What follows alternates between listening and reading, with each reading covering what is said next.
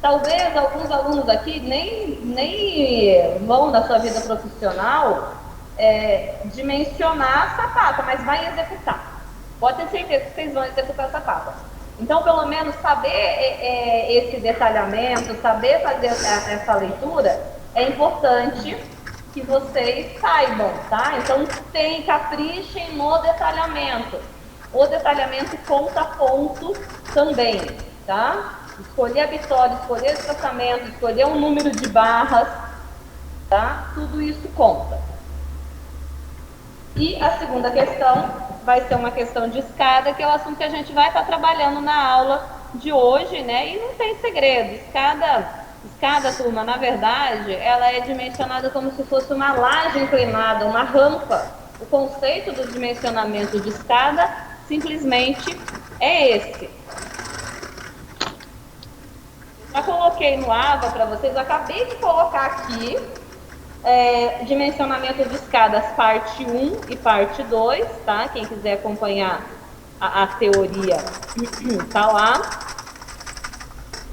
Vou começar a compartilhar aqui a minha tela, só vou fazer uma introduçãozinha aqui bem rápida sobre o assunto,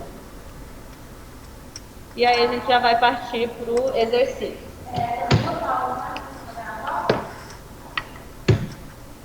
A parte da escada. Isso, slide 1 e slide 2.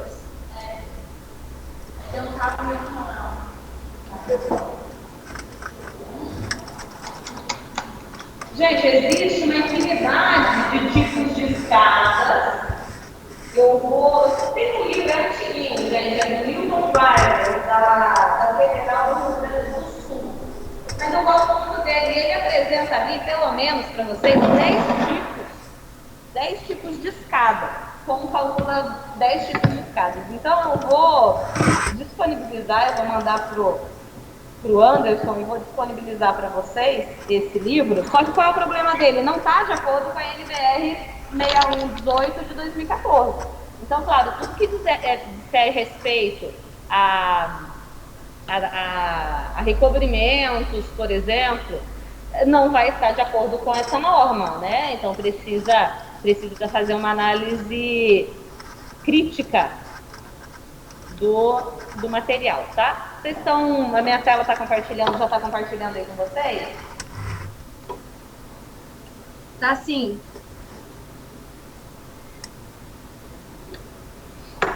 Vamos lá então. Ó, aqui a gente tem uma imagenzinha da escada, né? Então vamos mostrar os elementos que constituem uma escada, mas o que vai nos interessar aqui, fora os elementos acessórios, tudo bem? Quer falar comigo? Ah, tá bom. Certo. Então, fora os elementos acessórios, estou falando de acessórios porque eles não são relacionados ao cálculo estrutural, né? Mas eles são, claro, importantes, mas aí em outras áreas, como guarda-corpo, né, mureta, tudo isso tem que estar respeitando a legislação aí, principalmente do corpo de bombeiro. Se vocês forem ver aqui, ó, isso aqui não pode. Esse guarda-corpo aqui não é permitido, né? A norma, existe uma norma específica para guarda-corpos, e ela diz que, sabe aqueles guarda-corpos com barra horizontal? Vocês veem com uma certa frequência aquele tipo de guarda-corpo? Não pode guarda-corpo com barra horizontal. Eu canso de ver sendo feito, serralheiro fazendo esse tipo de guarda-corpo, né? E bombeiro não aprova, tá? Então não pode aqui horizontal, porque existe um risco imenso. Aquelas crianças teimosas, tá? E eu sei porque eu tenho uma em casa, que vai e usa isso como pode subir, ela consegue subir. Então não existe guarda-corpo, tá? Que seja com barras horizontais, tem que ser tudo com barra vertical, com espaçamento, tem espaçamento máximo aqui entre essas barras, tá? Mas esses são complementos, né? Não dizem respeito à nossa aula aqui, mas só para poder frisar para vocês. O que constitui estruturalmente falando, o que constitui uma escada? Os seus patamares, tá? Onde eu tenho patamar de chegada patamar intermediário e patamar, aqui, ó, patamar intermediário e patamar de saída, né? O patamar de saída é onde começa a minha escada. Obviamente o intermediário, vocês fizeram isso, a gente lançou por meio do Iberic esse patamar intermediário, ele está a meia altura do nosso pé direito, e o patamar de chegada, aonde está chegando naquele croquis, naquele pavimento que eu estou lançando ela, né? No croquis 1, croquis 2 ou assim por diante. Esses elementos eu vou dimensionar estruturalmente. E o lance, né? O lance está aqui, são os degraus propriamente ditos. Toda vez que eu tiver uma mudança de direção, vamos lá, mudança de direção que seria dessa laje inclinada, nada mais é do que uma laje inclinada. Sempre que eu tiver mudança de direção, ou então tiver um patamar, eu poderia ter a continuidade desse lance aqui, ó, né? Ele poderia continuar subindo, mas era um outro lance. Por quê? Porque eu tenho um patamar intermediário aqui, separando esses dois lances. E o lance, obviamente, aqui é composto pelo espelho e pelo piso, né? O espelho vai ser na dimensão aí, vai ser na vertical, o piso na horizontal. Um conceito importante também para dimensionamento, né? É a classificação da escada segundo o seu eixo, tá? Isso aqui, né, gente? A gente bate o olho e eu já sei aqui, né? Escada em I tem um único lance. Escada em L é composto por dois lances ortogonais entre si e que estão aqui separados por um patamar. Escada em U, né? Então eu tenho um lance subindo, né? Aí você tem um patamar que faz um patamar aqui ortogonal, e aí esse segundo lance subindo paralelamente ao primeiro. Já vou falar. Já vou chegar lá, tá? E aí, por que a gente dividiu, né? Vocês vão perceber aqui, né? Ele tá azulzinho e vermelhinho. Porque a gente precisa entender que existe o lance principal e o lance secundário. E aí, esse é um conceito, não é só um conceito geométrico, né? A princípio pode parecer que é geométrico, mas não é só geométrico. Ele é estrutural. Porque o lance principal é aquele que está apoiado em um elemento da minha estrutura. Uma viga da minha estrutura, do meu edifício, né? Então, se a gente observar aqui no exemplo A, eu tenho esse lance apoiando em uma viga da edificação e na outra viga, certamente lá no pavimento de baixo, na outra viga da edificação, tá? Só que, por exemplo, quando eu tenho uma escada, por exemplo, em L, ótimo, eu tenho aqui, ó, esse lance principal, ele está apoiando em duas vigas da minha edificação. Agora, o lance ortogonal a esse lance principal, que está aqui em azul, ele está apoiando em uma viga da edificação, certo? Mas a outra extremidade está apoiando em quem? No outro lance da escada, tá? Então, o lance secundário é quando você tem um trecho da escada apoiando na própria escada. E aí, isso não remete vocês a alguma coisa? Não, turma? Vocês penaram tanto para lançar aquela escada no Iberic? Fala aí.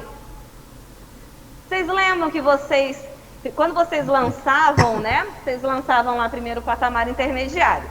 Esse patamar intermediário, ele estava apoiado numa viga. Bacana. Aí vocês começavam a lançar o lance. Aí vinha lá da viga de saída, que estava no patamar de saída, e chegava até apoiar em quem? No patamar. No patamar. Então, está apoiando no patamar. A outra, você tirava ela do patamar para apoiar na outra viga. Vamos pensar aí no pavimento tipo 1, que é na viga da fundação. Qual é o exemplo que a maioria de vocês lançou no projeto interdisciplinar? Esse aqui, C. Tá? Então, vocês tinham, na verdade, uma escada apoiada estruturalmente, ela estava apoiada em vigas, ou seja, na estrutura do próprio edifício, tá? Quando a gente joga no software ou quando a gente calcula manualmente, a gente tem... Qual é o vão? Vamos lá. Qual é o vão da nossa escada? É esse aqui, ó. Tá vendo, turma? Eu tô compartilhando a tela com quem tá online. Deixa eu colocar aqui no vídeo, gente, que eu tô usando a lousa, que fica mais fácil para vocês.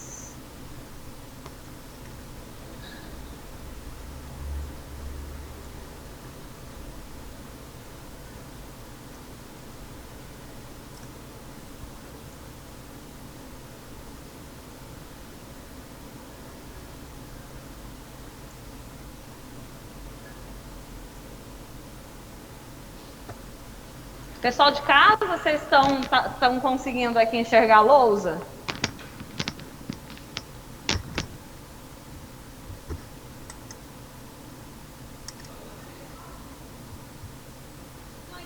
Má qualidade ali. Pessoal, eu vi ali um sinalzinho de má qualidade. Vocês estão me ouvindo bem? Aqui tá bom.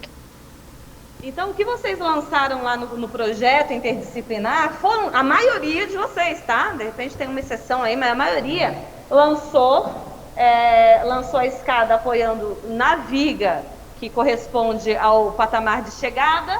Aí ela descia e ia até o patamar intermediário, e esse patamar intermediário estava apoiando também numa viga da estrutura, uma viga que a gente criou no patamar intermediário. E o outro lance também. Então, essa situação que vocês lançaram, ela tem dois lances que são principais. Esses lances estão apoiando na estrutura. Agora, qual é o vão desse lance? É aqui, ó, gente. É esse vão entre as duas vigas. Tá bem? Por exemplo, aqui. Vou voltar para o exemplo B. Exemplo B, o lance principal tá aqui, ó. O vão do lance principal tá entre essas duas vigas. Qual é o vão do lance secundário? É a distância aqui do apoio da viga até metade, o centro geométrico do patamar. Porque esse lance aqui, ó, ele está transferindo carga para o centro geométrico do patamar. E aí, vamos fazer um esquema estrutural aqui, ó, só para que vocês consigam analisar como é que ficaria isso.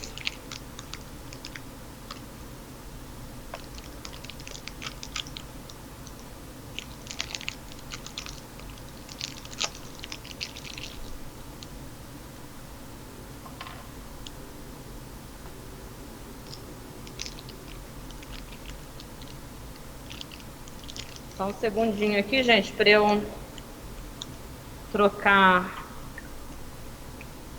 a tinta do pincel. Então, vamos lá para o exemplo A. Vejam só, o que a gente tem aqui?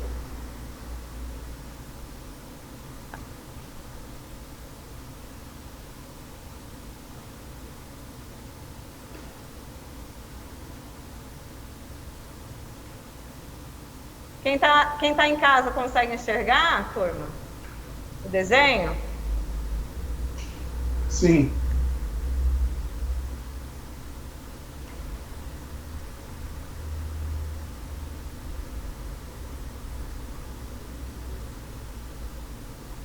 Então, esquema estrutural.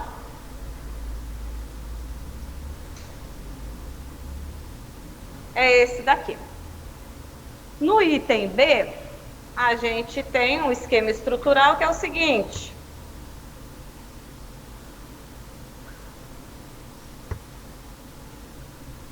O apoio, que é uma viga, aí eu tenho uma barra reta, porque o meu patamar não está inclinado, está num plano. Aí começa o lance inclinado, né? O lance é uma barra inclinada. Então, eu tenho este diagrama. Só que sobre esse diagrama, que é o meu lance principal, eu tenho um lance secundário apoiado nesse trecho. Então, vamos desenhar aqui esse lance secundário.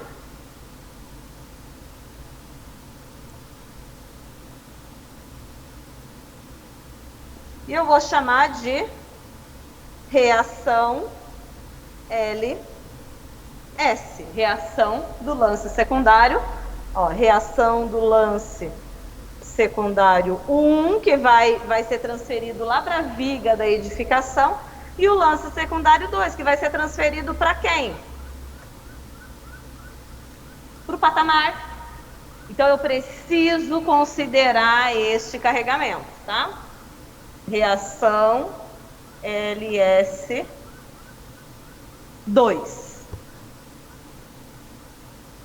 Esquema estrutural agora, do exemplo C. Então, o lance principal. Vamos colocar aqui em cima o lance principal. Professor. Tá baixo, né? Pode falar. Será que a senhora poderia fazer uma gentileza? Será que esse 1 que a senhora escreveu aqui, ó, do 2, que está bem no meio desse escrito, só conseguiria fazer no meio do desenho igual a senhora fez no 1? Senão a gente de casa não consegue enxergar o que a senhora fez. Claro, peraí, deixa eu só ver aqui onde é que eu vou desenhar. Eu vou desenhar, eu vou mudar a câmera aqui, tá? Então, eu não sei se eu conseguir ser claro no que eu tô querendo dizer, entendeu? Não, eu sei, tá em cima das letras, ó. Fala pra mim se fica melhor. Eu vou colocar aqui, ó, tipo B.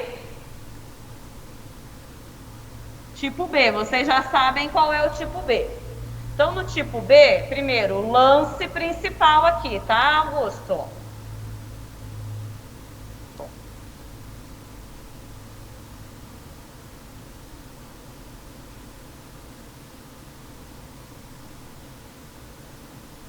Reação do lance secundário 2. Tá melhor assim? Tá, eu tô enxergando melhor. Tá enxergando melhor assim, tá? E o lance? Agora eu vou fazer aqui embaixo o lance secundário. O lance secundário.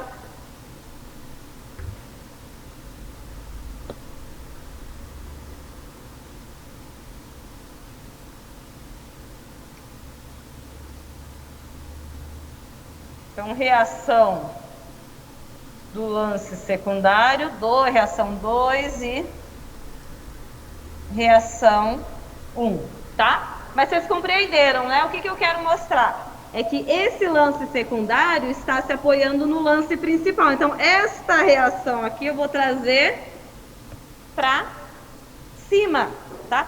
Então, isso significa dizer que quando a gente vai fazer uma escada em L, quando a gente for dimensionar a escada em L, primeiro eu tenho que calcular quem?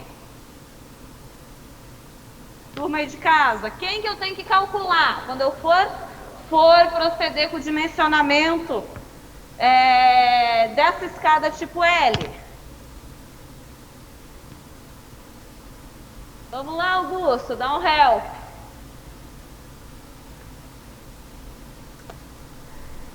A reação é... Mas qual é o lance que a gente vai calcular primeiro? O lance secundário ou o lance principal? O lance secundário, porque ele que vai estar lá em cima lá. Porque eu preciso da reação dele, né? Como só falou, só não vai pegar aqui o lance secundário e vai levar ele lá em cima lá, que só pegou e falou, então precisa da reação de apoio dele para calcular depois o outro. Não é isso? Isso aí, tá? É isso aí, tá bom? A gente vai fazer ainda hoje esse exemplo. E como é que vai ficar o tipo C? Tá, o tipo C é isso aqui, ó, uma escada em U. Uma escada em U. Então, o meu lance principal...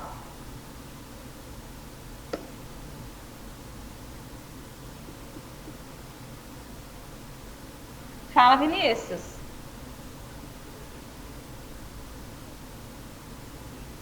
Seriam 2, só 2. Isso mesmo. Então, eu tenho aqui, ó. Primeiro, o meu lance principal. Galera de casa, dá para ver aqui toda a tela onde eu estou colocando o tipo C?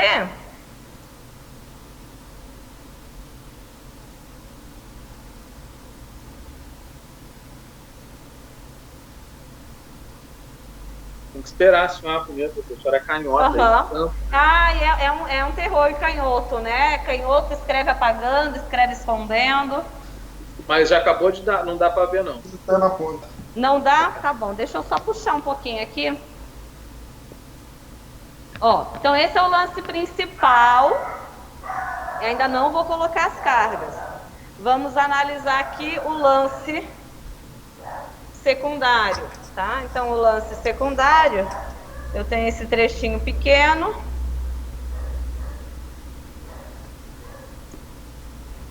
Tá? A mesma coisa. Peraí, deixa eu aumentar o desenho, gente.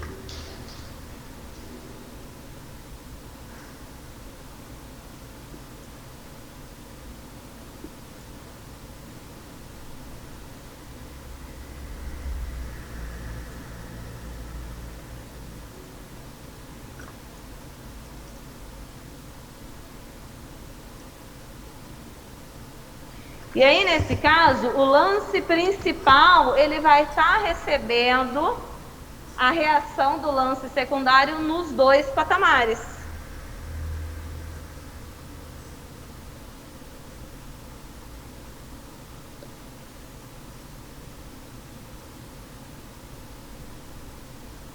Dessa forma aqui.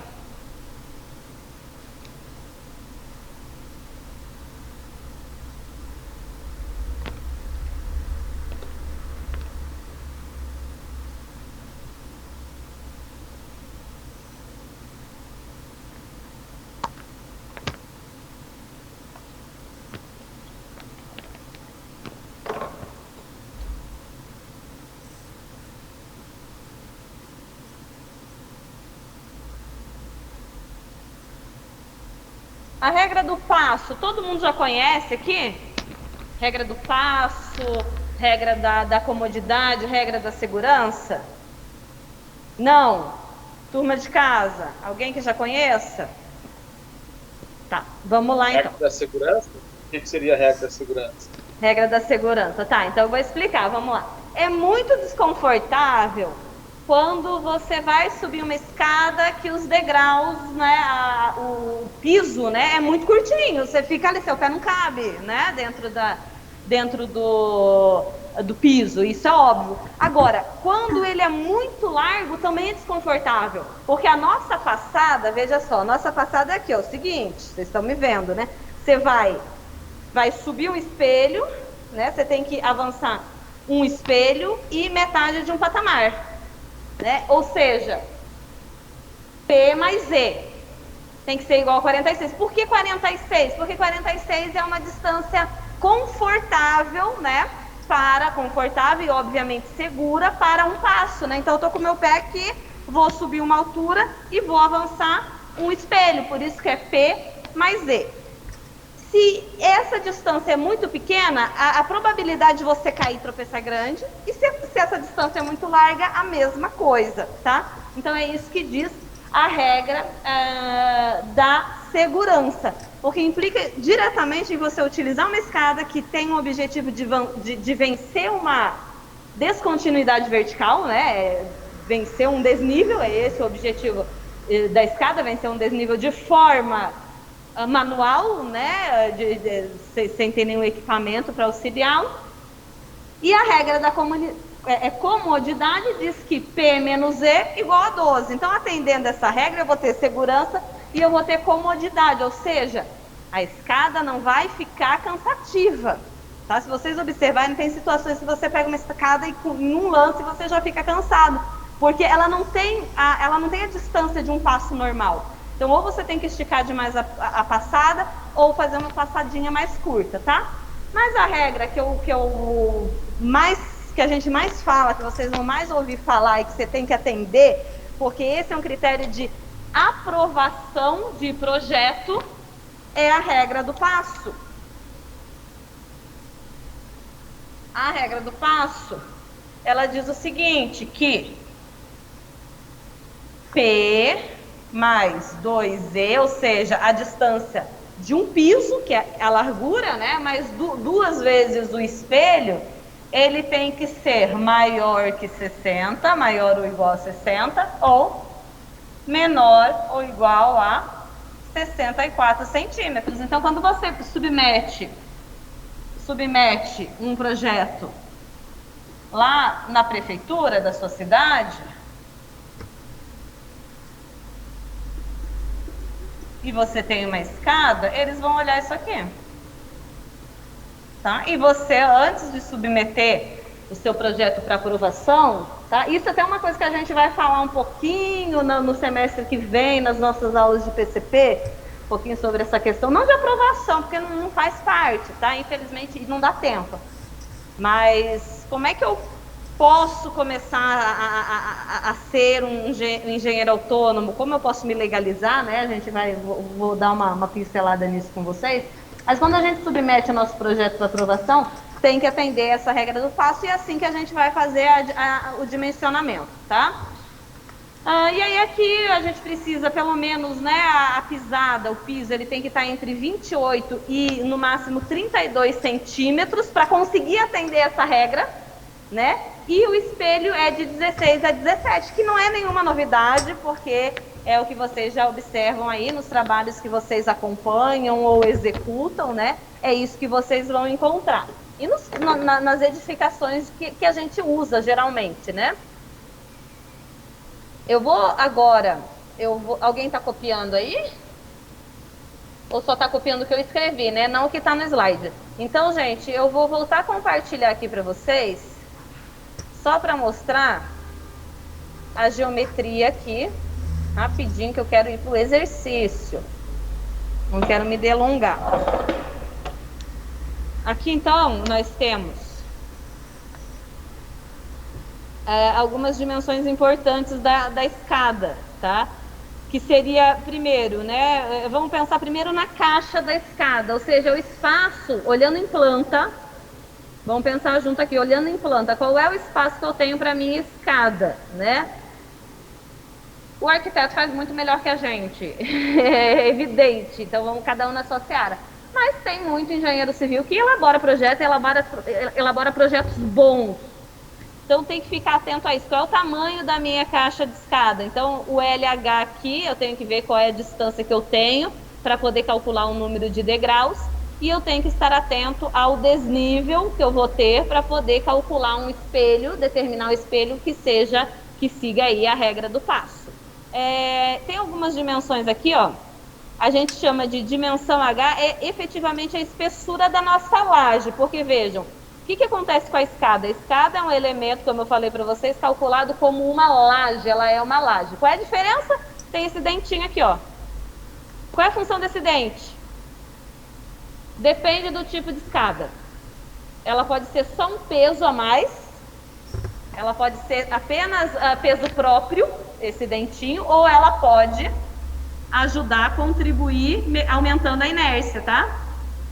Só que isso depende se você vai considerar essa escada apoiada lateralmente em duas vigas, tá? Por exemplo, eu tenho aqui duas vigas e eu vou apoiar esses degraus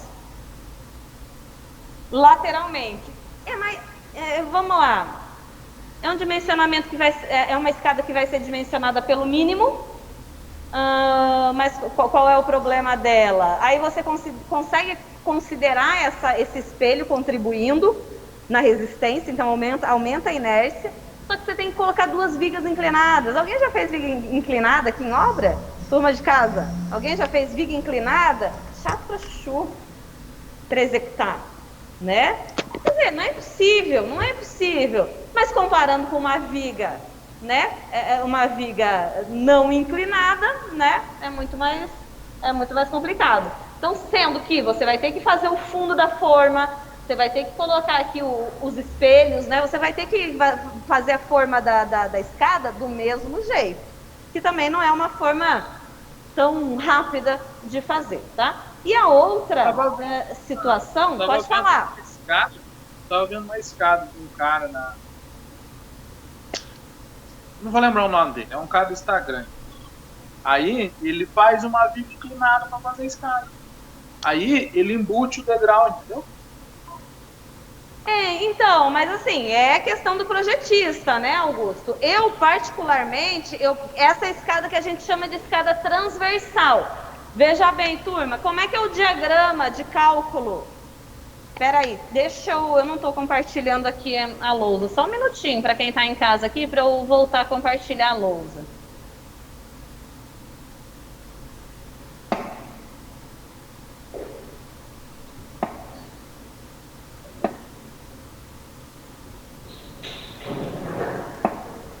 Então, como é que fica, turma, o diagrama dessa escadinha aqui que eu fiz? E olha só, por que que ela, como eu falei para vocês, é uma escada com um apoio simples. Esse vão aqui, de quanto é geralmente? A largura da escada. Qual é a largura mínima? 1,10 m, gente. Professor, só posiciona a câmera para nós de casa, não vê nada. Claro. 1,10 m de vão, gente. Imagina uma estrutura, né? Uma laje com 1,10 m de vão, vai passar pelo mínimo. Vai passar pelo mínimo. Então, e aí você vai ter que construir em cada lance, veja bem.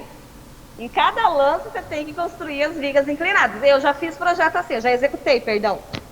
Né? Não é elaborar projeto. Eu já executei prédio que era com viga inclinada. E digo, tá, dá para executar, mas é muito mais fácil você executar uma viga que não seja inclinada. Aí o que que a gente faz? Geralmente, que hoje em dia o que eu mais vejo, uma escada armada longitudinalmente. Então eu tenho aqui, ó, apoio,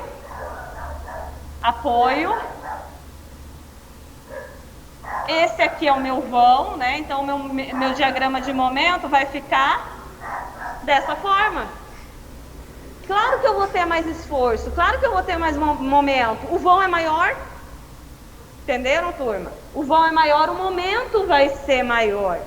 Mas mesmo assim, escadas ainda são elementos pouco carregados. Daí você vê lá uma escada que caiu. Pô, falei para vocês, indiquei a live. Quem assistiu a live lá que eu indiquei? Você viu? Chegou? Você não chegou na conclusão, então. Gente, claro que você tem aquelas escadas plissadas, né? Escadas em balanço, escada que é engastada só numa viga inclinada e a outra parte ela fica em balanço. São elementos que vão gerar maior esforço. E aí você tem que ter cuidado ao dimensionar e principalmente pensar o seguinte: qual é a equipe que vai executar esse meu projeto? É uma empreiteira? Ou é o Zé da esquina? Nada contra. Mas às vezes o Zé da esquina ele não tem as mesmas ferramentas, o mesmo conhecimento para executar uma escada mais rebuscada, tá? Então a gente precisa avaliar sempre isso. E aqui no caso dessa escada armada longitudinalmente, eu tenho a armadura resistente aqui, ó. A armadura resistente vai estar ao longo da escada, por isso que o nome é longitudinal. Bacana? Tá.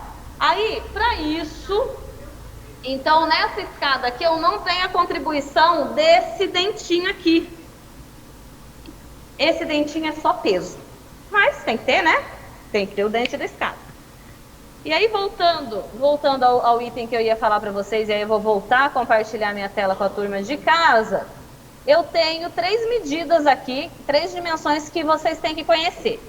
O H, quem é o H? É a espessura dessa laje, mas vejam, é a espessura formando um ângulo de 90 graus com o fundo, com a face inclinada. Conseguem perceber a diferença do H para o H1? O H1 é essa altura na vertical. E quem que é o HM? O HM é a altura considerando o degrau. Tá? Então o desenho não tem o que não entender, né, turma? O desenho é bem explicativo aqui no que diz respeito a isso. Olha aqui, ó. Olha esse detalhezinho aqui. O H é essa espessura da laje, ou seja, é a medida da laje formando um ângulo de 45 graus com o fundo da sua escada. Está acompanhando aqui pelo desenho? Tô, então o H é essa espessura, então aqui entre essa base aqui é onde vai ficar o degrau lá, é isso? Até o vértice, né? Até o vértice do degrau. Tá. O H1 é? O H1 é essa mesma medida do H, só que verticalizando. Você tá vendo aqui o H1? Eu tô apontando para H1. Tô vendo. Tá? E o HM é a sua altura média. Levando em conta quem? Levando em conta o degrau. Então, para que a gente usa o HM? Por que eu tenho que fazer esse cálculo? Para calcular o peso. O peso, porque eu uso a altura média para calcular o peso próprio da escada. Você entendeu, Augusto? Eu não vou usar esse HM no cálculo, tá? Principalmente da escada longitudinal. Da escada transversal, sim, mas da escada longitudinal, não. Porque a altura do degrau não contribui. Mas para calcular o peso próprio, eu vou ter que encontrar esse HM, tá? Para considerar esse dentinho aqui, esse triângulozinho aqui no peso. Eu não posso ignorá-lo, tá? Bem, deixando de lado, gente, a trigonometria e indo direto para a equação, eu tenho o seguinte, H1, vejam só aqui do ladinho, H1, que é essa espessura H verticalizada é quanto? H sobre o cosseno de alfa, trigonometria. Gente, lembrando, H1 tem que ser maior ou igual a 7. Não, tem que ser muito maior que 7, na verdade, porque eu uso o conceito de laje. Qual é a menor espessura possível, de acordo com a norma para laje? 10, tá? Então, eu vou ficar, 10 dividido por cosseno de alfa. Quem é o cosseno de alfa? É a angulação da escada, né? Toda escada vai ter uma angulação, esse alfa aqui que eu vou usar para calcular o H1. Então, vai dar sempre o H1 vai ser maior que H, obviamente, né? E aí eu vou somar o quê? Eu vou pegar esse H1 mais metade da altura do espelho. Tá aqui, ó. Mais metade da altura do espelho, para ter essa distância HM aqui, ó. Dei um zoom para mostrar para vocês. Tá? Então, essa distância HM não é nem não é o espelho inteiro, nem zero. É a metade da distância do espelho, tá? Então, a gente vai obter esse valor. A gente já vai calcular aqui um exemplo para vocês. As ações são as mesmas que vocês já conhecem. Carga permanente, que é o peso próprio do concreto e do revestimento. Tomem cuidado, anotem aí, tomem cuidado. Olha, se eu tiver, é muito comum, tem escada a revestimento de granito. E aí o granito, ele pesa mais. O granito, o mármore, é 28 kN por metro. Ele é mais grosso, 2,5 centímetros, né, no mínimo. Então, você tem que calcular especificamente esse tipo de acabamento, se não for piso, tá bom? Principalmente quando a gente faz no software, né? O software, ele já dá um valor lá direto pra gente de acabamento, mas aí a gente tem que questionar e atualizar se for o caso. Uma pergunta, Patrícia. Vale. Então teria problema com uma escada com vão grande, esse tipo assim de revestimento ou não? Porque o engastamento, por exemplo, engastamento degrau por degrau, seria diferente de vãos pequenos. Olha, não necessariamente seria um problema se você levar em conta essa carga. Quem foi que perguntou? Lucas. Se você levar em conta essa carga, não, porque você vai calcular e aí a taxa de aço sua pode ser que seja maior ou o espaçamento entre as barras seja maior. Isso. Tá? É só uma preocupação que tem que ter em considerar essa carga. Beleza. Tá bem? Outra situação que acontece, eu vou voltar lá para o desenho do 3D aqui para vocês. Vejam bem. Vocês estão vendo que aqui tem uma mureta apoiada na escada? Percebam que essa escada não tem viga embaixo. Não tem uma viga. Então, quem é que vai receber essa carga? Essa carga da mureta? É a escada. Tá bem? E aí, essa carga vai ser uma carga pontual. Certo, turma? Então, tem que calcular qual é o peso dessa muretinha de 1 metro. Né? Vai lá, a alvenaria, a espessura de reboco com altura de 1,10 m, tá bom? Mas essa é uma carga que também não pode ser ignorada. E as cargas, se houver, né? Se houver. Outra coisa que aconteceu lá naquela escada que veio a ruir, é que era vidro.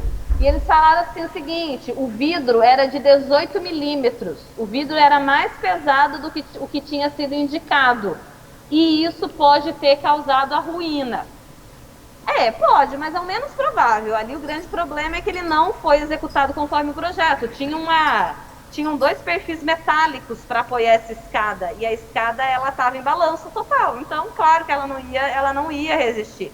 Mas é importante lembrar, né, que se o arquiteto passou para você que o vidro vai ser de 10, você vai chegar lá e vai calcular o peso, né? Como é que você vai calcular o peso? O peso específico do vidro é igual ao peso específico do concreto, 25 kN, 25 por metro cúbico. Aí você tem uma espessura de 1 centímetro, é 1 centímetro vezes esse peso específico, tá? Não tem segredo. Aqui eu já falei, né? Mas tá lá na teoria para vocês darem uma olhadinha. Ó, o HM aqui, ó. Viu, Augusto? Acho que aqui tá até mais nítido, né? Ó. Então é como se essa altura do HM é como se você pegasse esse trechinho aqui achurado, pula ele para baixo, né? Então você vai ficar com a altura HM, que é o H1 mais metade da altura do espelho. Mas na vertical, né? Porque o outro ele é inclinado, né? Isso mesmo, o HM e o H1 é na vertical. E o H, que é a espessura inicial que a gente vai adotar, na verdade, que tem que ser maior ou igual a 10, né? Até por questões de recobrimento. Se você começa a colocar 7, 8 centímetros, gente, você não tem nem recobrimento direito.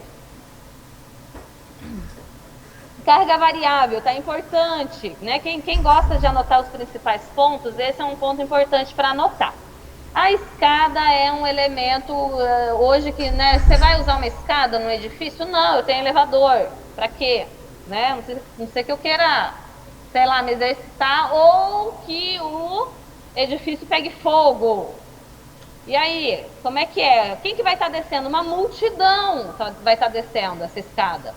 Então, veja, por que a norma tem que ser coerente com isso, tem que pensar na pior situação. Então, escadas com acesso público, a ação variável, né, a carga acidental, é de 3 kN por metro quadrado. Então, veja bem, escada com acesso público, não é escada de edifício público, não vamos confundir, né, não vamos trocar as bolas aqui. É escada com acesso público.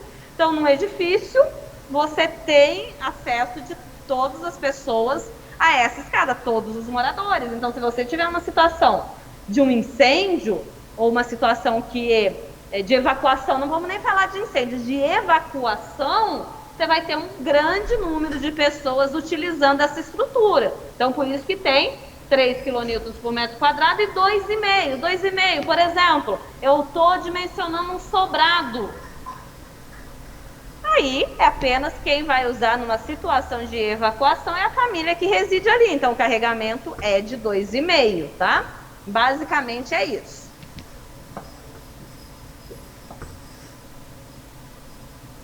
Ó, atenção também a esse detalhe da norma 6120. Aqui, turma, ainda está 1980, mas esse item não mudou na norma, tá? Então, eu acabei não atualizando aqui, tá? Mas lembrando que a 6120 já está com uma versão nova. Mas o que diz esse item? Que o guarda-corpo, além de eu ter um peso de guarda-corpo, né, com corrimão, para que eu vou usar esse guarda-corpo com corrimão? Para apoiar?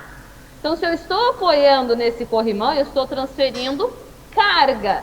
Então, a norma diz que eu tenho que considerar, além do peso próprio, 2 kN por metro linear e mais 0,8 kN horizontal, que é o peso de uma pessoa, né? 80 kg, 0,8 kN, 80 kg, é o peso de uma pessoa empurrando na horizontal, tá bem?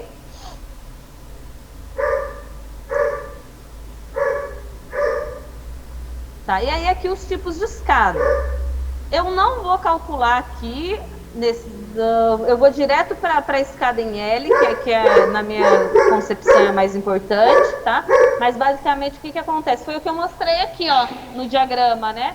eu tenho um vão, que geralmente esse vão aqui vai ser de 1,10 m, 1,20 m, com um carregamento distribuído, que vai gerar um momento de quanto? PL ao quadrado sobre 8, com as forças cortantes de PL sobre 2. Simplinho, não tem dificuldade para calcular. E aí eu vou encontrar esse momento e calcular a minha armadura para esse momento, tá? Eu vou passar esse exercício aqui, ele tá todo resolvidinho para vocês, tá bem? Mas eu vou primeiro fazer aqui a escada armada longitudinalmente, tá? A gente vai desenvolver essa escada. Ela é calculada como uma superfície inclinada, né? Eu tenho os lances diferente, olha só aqui, ó, turma, diferente da escada armada transversalmente. Armada transversalmente, é como se eu estivesse calculando o carregamento em cada degrau. E o degrau em si, ele está plano.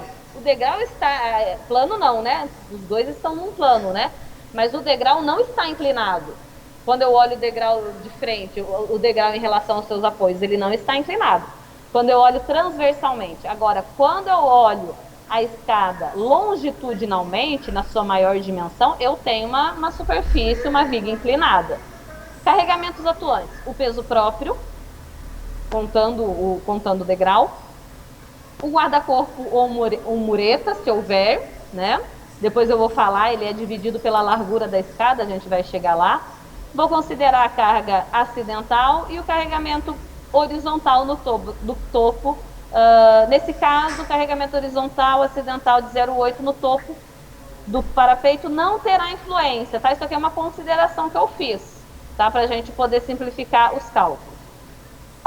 E outro detalhe, que eu já falei para vocês, nesse tipo de escada não se pode contar com a colaboração dos degraus na resistência. Então, ou seja, quando eu for calcular a taxa de aço eu não divido pela altura útil. Então, a minha altura útil vai ser a altura apenas da espessura da escada. Essa é a grande diferença. E quando eu calculo outro tipo de escada, a escada armada transversalmente, eu considero um H muito maior. Então, por isso que a minha taxa de aço fica baixa. Mas eu tenho uma viga a mais a considerar, né? Uma não, duas, na verdade. Mas aqui a gente vai considerar a espessura da escada mesmo, tá? Então a gente vai começar aqui com o exercício.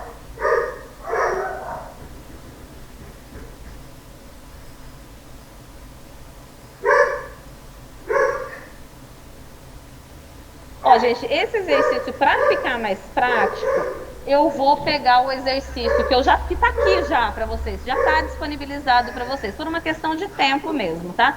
Mas eu peço que vocês acompanhem e eu vou colocar os detalhes, as observações. Então, essas observações, quem for copiar, eu vou esperar copiar, não tem problema, tá? Mas só por uma questão mesmo de praticidade, eu vou usar o exercício que já está pronto aqui, tá? E a gente vai fazendo o detalhamento e a explicação desse exercício. Quem tiver computador, quiser, vai colocar os comentários lá no arquivo em PDF, vale também, tá? Façam da melhor forma que vocês possam entender como é que calcula, porque é um exercício que vai cair na nossa prova, tá? Da semana que vem. Vou tirar aqui meu material.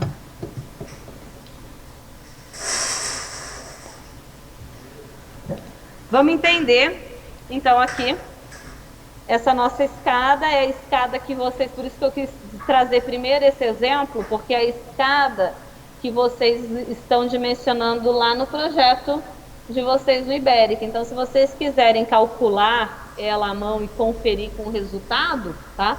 Vocês vão encontrar provavelmente algo muito similar.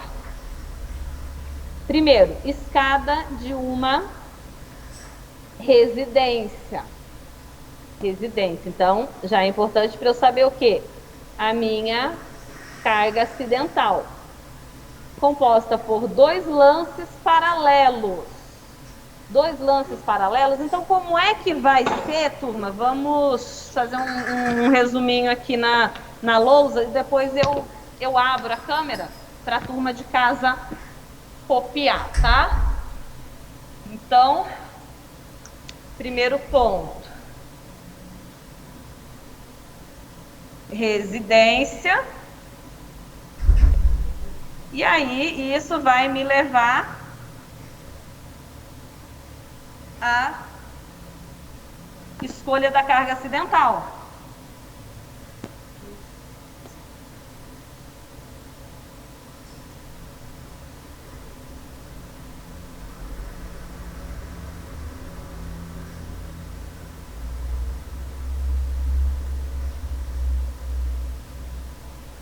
Acidental. Segundo ponto, 2 lances paralelos.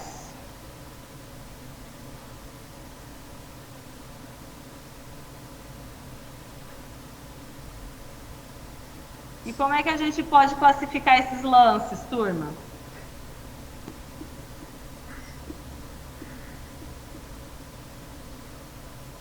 Qual vai ser principal e qual vai ser secundário?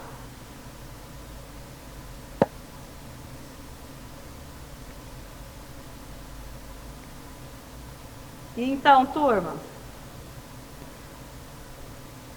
qual que é o principal, Vinícius? Do 1 ao 8 é o principal. E qual é o secundário? Do 10 ao 17? E aonde que eu vou transferir a carga?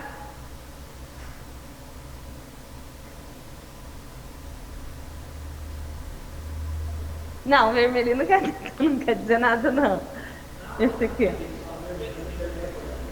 É aqui. E aí? Alguém discorda?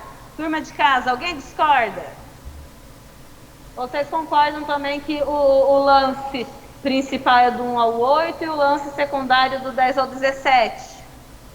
Ok, Pedro? Certinho? Turma de casa. Vou pegar aqui um aleatório para ver se está acordado. Concordo também. Concorda? Como é que é o negócio? Nossa, eu fiquei meio confuso, né? Eu tô anotando aqui, então fica meio complicado. Gente, os dois são principais. Os dois são principais. Olha. Olha o corte. Tá bom, gente? Então, aqui a viga do patamar de chegada, né? E aqui a outra viga. Tá aqui no corte e no outro corte. Então, os dois lances são principais. Ah, me desculpa, eu não entendi. Então agora eu não vou ter lance secundário? Para esse tipo de escada, não. Esse tipo de escada que a gente está exercitando agora é como se eu fosse aqui, ó, o tipo B. Ó, vejam bem o desenho. Guardem esse desenho aqui. Vamos subir lá para a tipologia. Olha aqui, Augusto. É este tipo aqui, ó.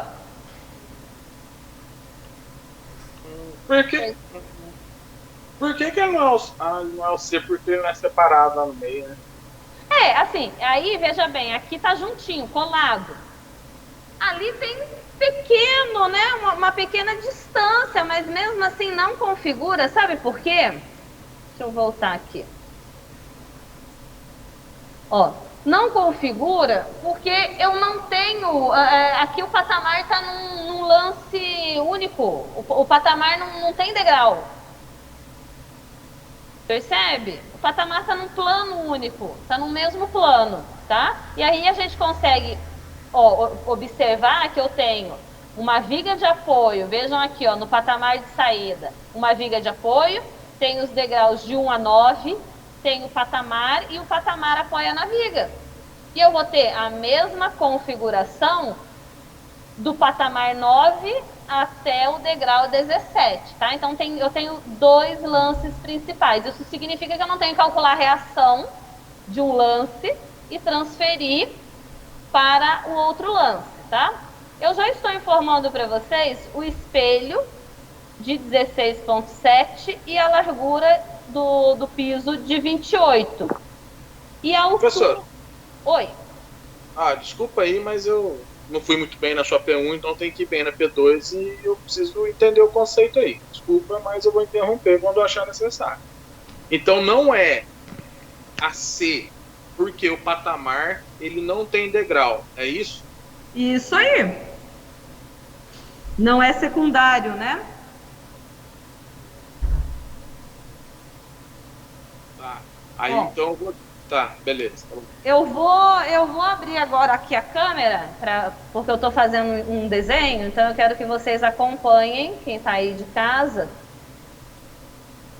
Eu quero que vocês possam acompanhar aqui comigo.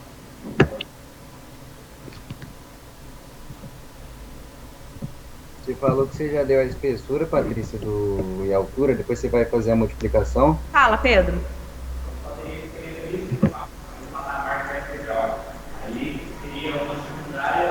Isso, porque aí você, veja bem, aí você teria uma separação aqui, tá?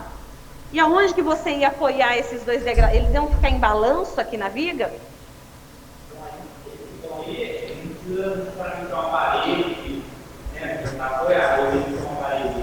Aqui? Aqui pode ser um guarda-corpo, tá? Pode ser um guarda-corpo. Tá? Tem projetos, por exemplo, do interdisciplinar que usaram esse espaço, que na arquitetura tem esse espaço. O mais usual é que tenha o espaço. O mais usual é que tenha, tá? E aí, como eu falei, vamos lá, vamos para a prática. Por que a gente coloca esses degraus aqui, ó? Quando você precisa vencer a altura e você não tem espaço suficiente aqui nessa distância, deixa eu voltar, turma, para vocês que estão em casa, para vocês compreenderem aqui a pergunta também do Pedro, né?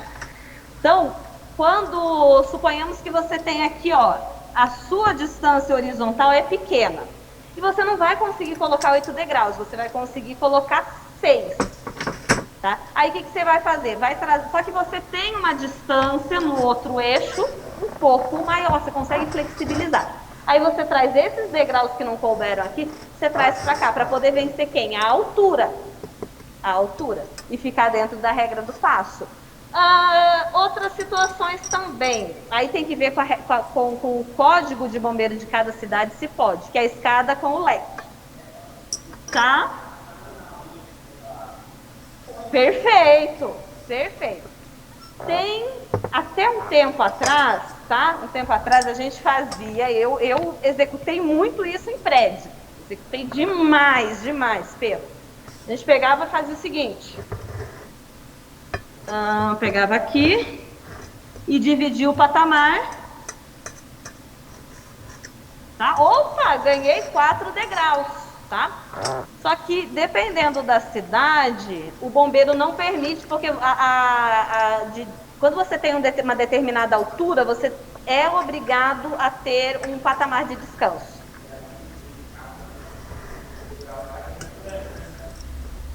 Mais ou menos, assim, ó, olha só. Aí depende da interpretação, tá? É grande, por exemplo, aqui, ó, é 1,10. É 110 centímetros. O máximo, aqui, 0. Então, imagine, e o bombeiro ele vai avaliar na situação mais crítica, que é numa situação de evacuação. Um monte de gente passando. Aqui pode ser um limitante, porque você não vai conseguir usar esse espacinho aqui, ó. Tá? Então, por isso que tem cidades, aí depende da legislação municipal, sabe, de cada... Eu uso isso em casa, para casa eu uso. Tranquilo, e passa, tá? E passa. Por exemplo, em Guará passa. E olha que eles são chatos, chatos não, palavra errada, exigentes, e tá certo. Cara, volta o projeto, além de voltar, demora pra chuchu, né? Enfim. Nossa. É isso. Turma de casa, alguma dúvida? Tá? Mas isso que o Pedro falou acontece mesmo, tá, gente? É comum. Vamos lá, então. Vamos seguir. Vou voltar agora aqui a câmera pro... Vamos falar agora das dimensões do lance. Ó, então eu tenho espelho de 16,7. Ai, Patrícia, mas o pedreiro não gosta. Não tem que gostar, tem que executar.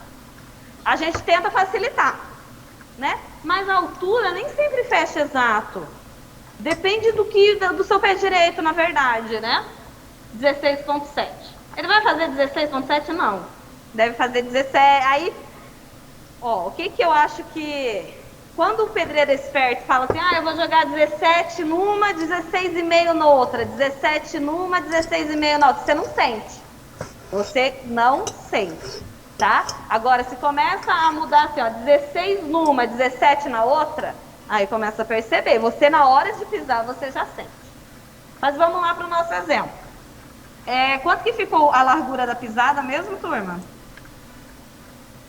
28. Então, 28 tá aqui. E a minha espessura, ó. Vamos lá, para quem ainda tá com dúvida. Qual é a espessura que eu coloquei aqui no exercício?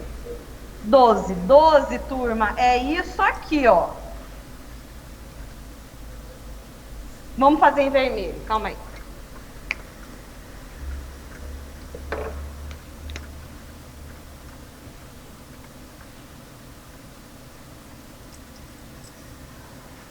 Formando um ângulo de 90 graus com a superfície inclinada, tá? Então, aqui, esse é 12 centímetros, é o meu H.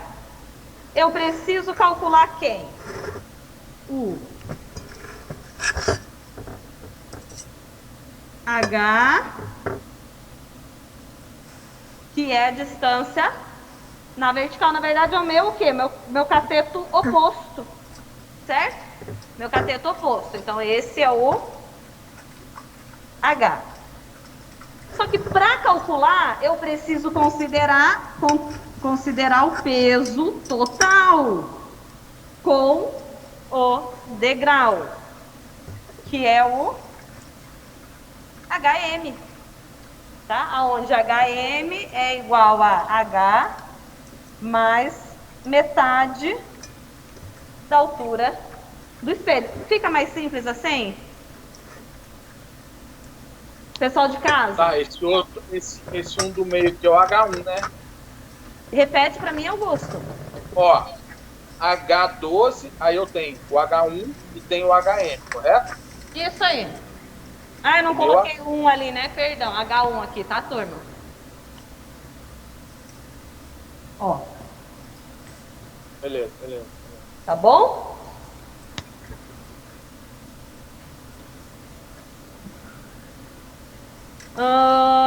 Ainda fala aqui, né, que no lado interno dos degraus existe um guarda-corpo, né? Ninguém mais faz alvenaria, guarda-corpo. E aí eu já tenho, né? Eu tenho esses dados até na NBR 6120. Quanto é que pesa um guarda-corpo de 1,20 m de alumínio, de vidro, de sei lá que material? Nesse caso aqui, ó, a gente está considerando 1 kN por metro linear. Classe do concreto 20, aço CA50, classe de agressividade ambiental 2, tá? Esses dados a gente vai usando aí conforme for desenvolver o exercício. Vamos lá. Posso partir pro exercício, turma? Turma de casa? Pode sim. Gente, vocês conseguiram ver o desenho? Agora que eu percebi que eu estava continuando a compartilhar a tela, ó. Vou abrir aqui para vocês poderem tirar um print, ó. Esse detalhezinho da escada aqui, ó. Mas acho que vocês viram, né? Porque o Augusto, você me fez aquela pergunta ali, né, Augusto? O que? Você tá dando para enxergar o H, o H1? Isso. Tá dando sim. Maravilha.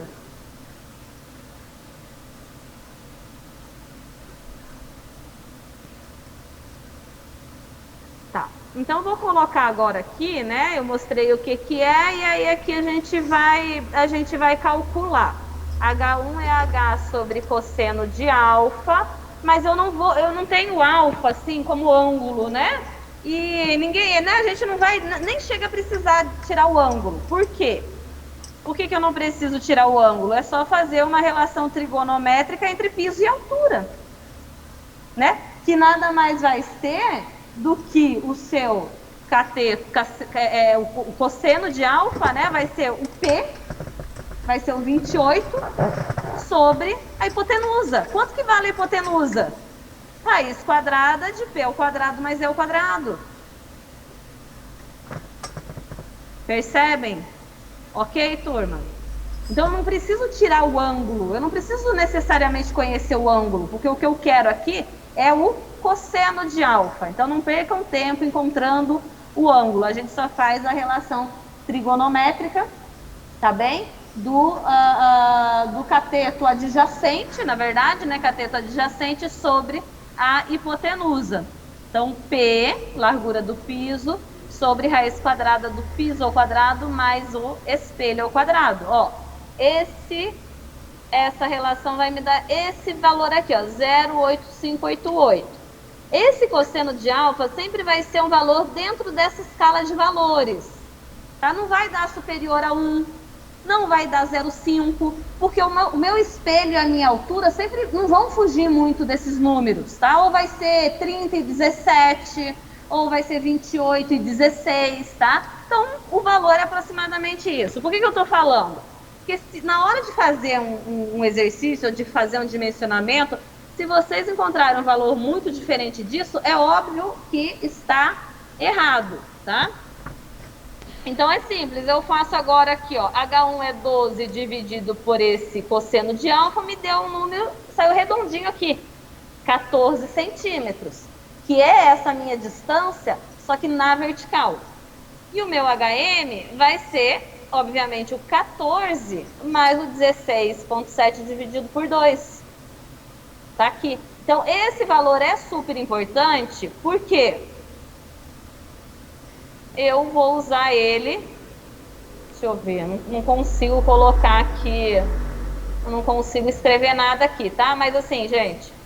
Quem está com o PDF, quem está acompanhando, eu não consigo aqui porque... Eu não sei por que eu não consigo. Enfim, no meu computador eu consigo, aqui eu não consigo. Não sei por quê. Essa altura do campeonato, do semestre, não sei. Só sei que não sei. Só sei que não sei. Então, mas vocês coloquem aí no PDF de vocês, é esse HM que vai ser usado, né, para calcular o peso próprio.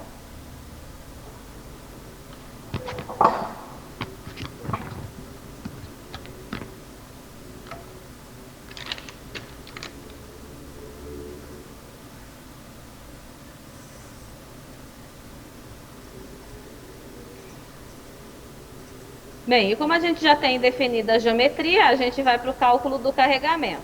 Vejam que essa estrutura aqui, eu tenho uma parte que é o patamar, que não é inclinado, né? Onde a espessura ela é regular. Então, eu vou começar aqui a determinar primeiro as ações no patamar. Vou chamar essa carga de Q1. De Q1. Vou colocar aqui na lousa, tá, gente? Pessoal que está acompanhando aí de casa, espera um pouquinho, que a gente já vai ver esse diagrama juntos, tá? Esse primeiro carregamento, ele vai dizer respeito ao patamar, onde a espessura do patamar é 12.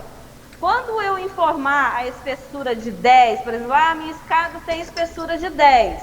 Isso significa que a espessura do patamar vai ser igual à espessura da escada, tá? Então, no caso do patamar, eu tenho aí 0,12 vezes 25, um peso próprio de 3 kN.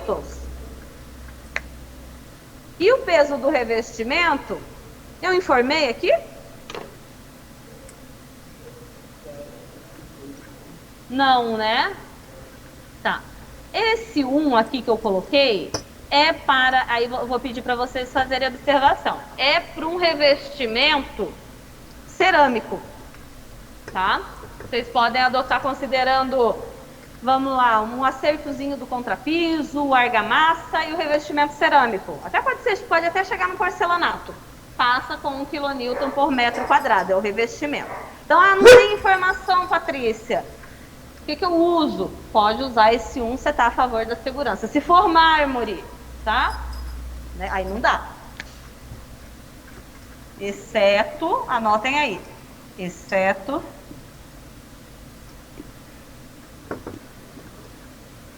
de granito.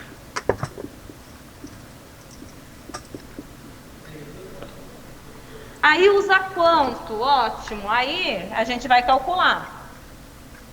G, vou colocar aqui, ó, granito. Quanto que tem uma peça, então, de granito? Vai ser, no mínimo, 2,5, né? Oi? G do granito. Então, vai ser 2,5 centímetros vezes 28 quilonewtons por metro cúbico. Mais um acertozinho do contrapiso.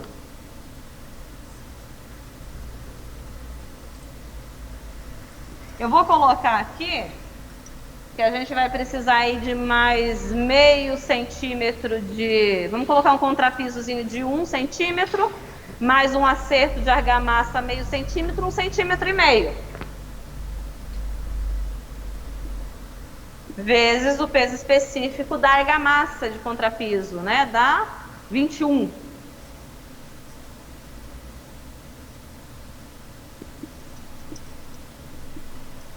Aí fica quanto? Quanto? 0,7.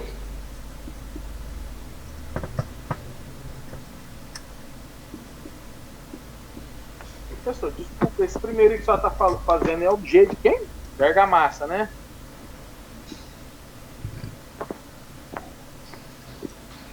Perdão, pode falar.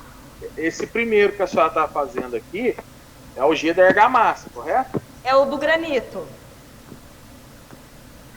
Nossa, gente, não estou achando granito no exercício.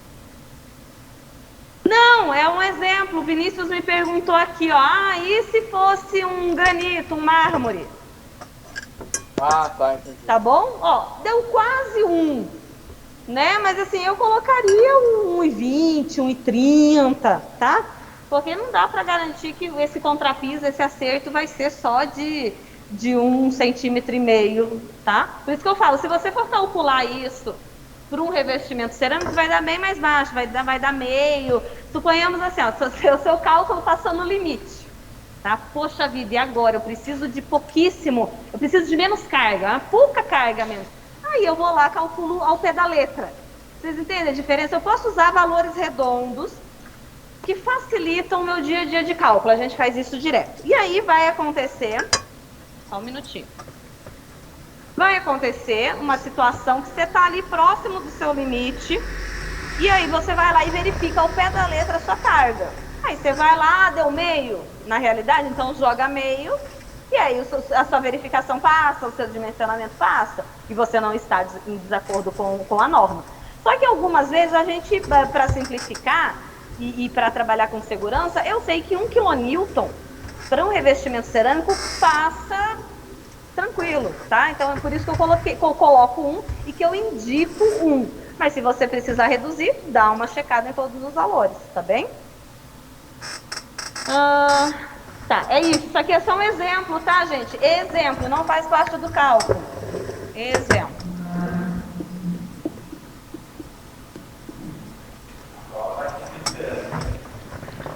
Vai. Sem medo de ser feliz, tá? Não se preocupe. Mas como eu falo, olha só, a faculdade não é, né? Não é a prova em si. Eu sei que infelizmente é essa métrica que a gente tem, né? Mas vai muito além da prova. Turma, então além do peso próprio, no patamar, estamos falando apenas do patamar. Além do peso próprio, do peso próprio de revestimento, eu tenho carga acidental. O que eu falei que era uma residência. Uma residência, então, a minha carga acidental é 2,5. Então, o carregamento total fica, né? 3 mais 1 mais 2,5 fica 6,5. Isso apenas para o degrau, tá? Então, eu vou começar a fazer aqui o meu esqueminha. Perdão, desculpa. Para o patamar. Obrigada. Tá? Então, isso apenas para o patamar que tem 12 centímetros. Tá? Professor, na prova a senhora dá a carga acidental, essas coisas aqui pra gente? Não. Porque você tem duas hipóteses apenas. Ou eu vou falar que é uma residência, ou eu vou falar que é um edifício. Mas a senhora é uma pessoa do coração bom, vai falar que é uma residência. Mas eu preciso falar, gente. Você acha que o seu cliente vai te falar qual é a carga? Não, professor, é só para efeito didático da prova, professor. Nós estamos no final, professor. Nós vai Augusto, é 3 ou 2,5. Se for casa, se for residência, é 2,5. Por quê? Porque não tem acesso público. Se for um prédio, lembra do exemplo. Teve que evacuar o povo todo indo pelo mesmo caminho. Então você precisa considerar mais. Tá? Não, professora, eu tenho uma noção bastante considerável dessa parte de segurança. Eu sei. Assim. É que na hora de uma prova, por exemplo, existem outras emoções envolvidas, entendeu? Sei. Então passa desapercebido certos itens que depois ferra a vida da gente. Né? Tá bom, vou pensar no caso de vocês. Vamos lá então, vamos continuar. Ó, gente, então tá aqui a minha carga Q1 de quanto? 6,5 por metro, tá? E agora, obviamente, aqui no trecho inclinado,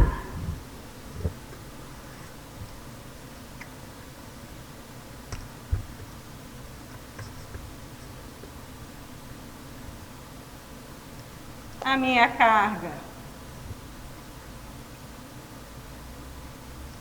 Q2, iremos calcular.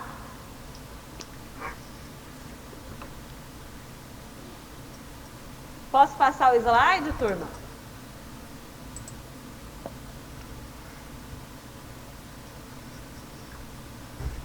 Eu já conheço o HM, que eu falei lá no início, né? Pedi que vocês marcassem, que é com HM que eu vou calcular o peso próprio. Então, é o que, basicamente, o que vai diferir é isso, né?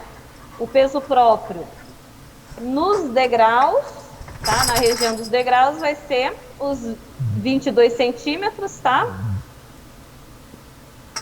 Vezes o peso específico do concreto. Então, deu aqui um valor de 5,6 quilonewtons.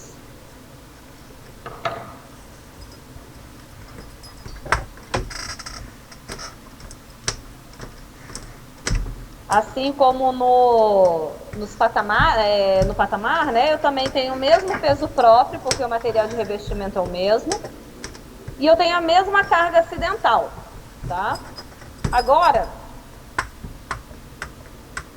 o que eu tenho de diferente aqui? O peso do guarda-corpo. Deixa eu voltar.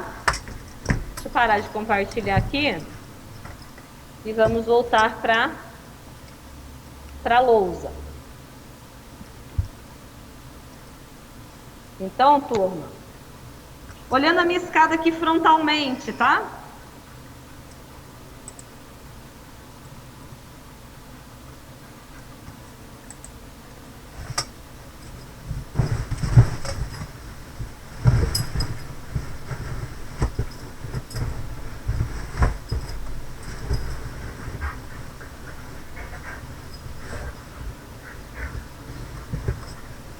Um lado da escada está protegido, porque eu tenho o quê? Parede.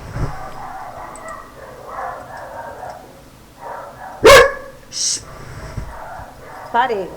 Do outro lado, eu não tenho essa proteção, então a gente vai estar utilizando o quê?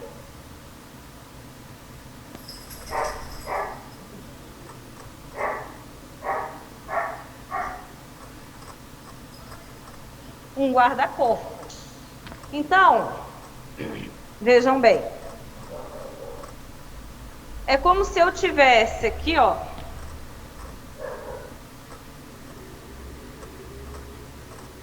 uma carga pontual em apenas uma extremidade dessa barra. Só que pensa o seguinte, essa barra aqui, ela não está apoiada. Eu não posso falar que essa barra aqui está apoiada dessa forma, posso? Essa barra aqui é quem? É o meu degrau. Porque a minha escada ela está apoiada, vejam só, longitudinalmente. Então isso significa dizer que além do carregamento Q2, eu tenho um carregamento pontual em apenas uma extremidade. Em cada degrau, né? Eu tenho um carregamento linear, que é devido ao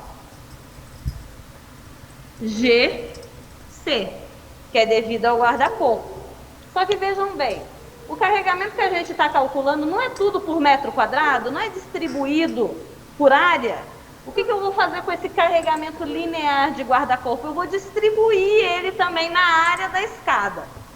Como é que eu faço essa distribuição?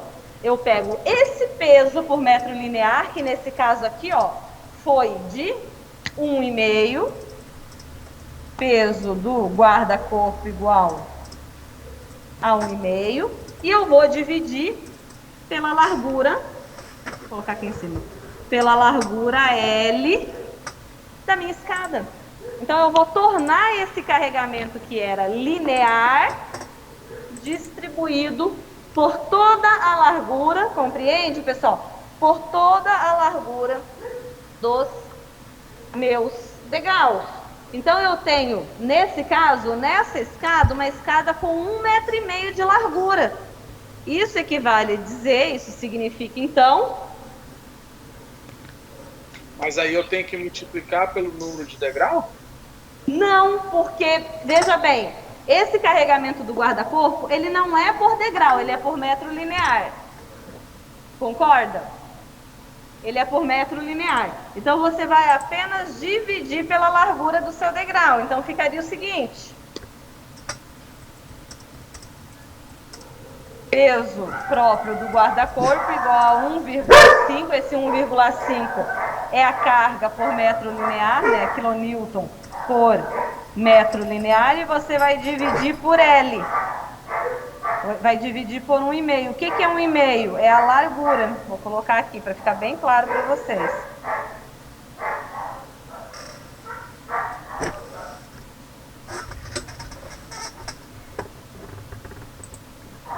Tá? Então, daria 1 quilonewton por metro quadrado. Tá muito redondo esse exemplo, né? Poxa, mas e se fosse o seguinte? Se fosse uma largura de 1,20 m? Tá? Exemplo, turma, aqui, ó, exemplo.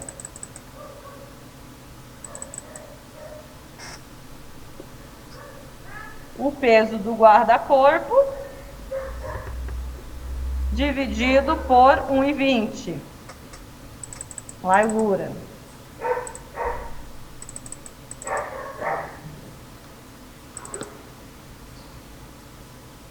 Aí vai dar 1,25.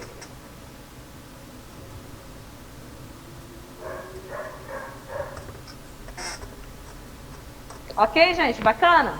Tá? Isso vai acontecer. Você pode só levantar um pouquinho sua câmera pra gente pegar lá em cima, lá, só escreveu, porque não tá pegando. Em cima? É onde a senhora fez a seta vermelha, pelo menos aqui pra. Aí. Deu? Show. Não deu pra mim ainda não. Só um pouquinho só. E aí, agora? Agora ficou pior. Ixi.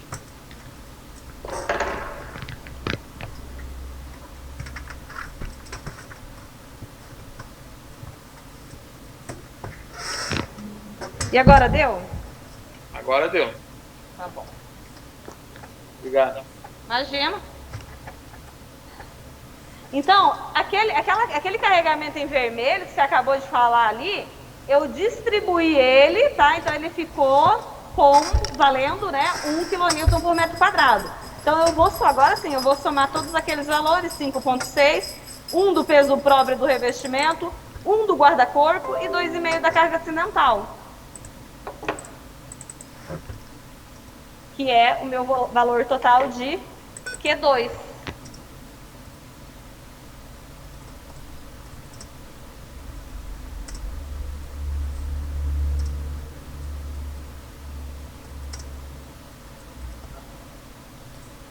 que fica 10,10.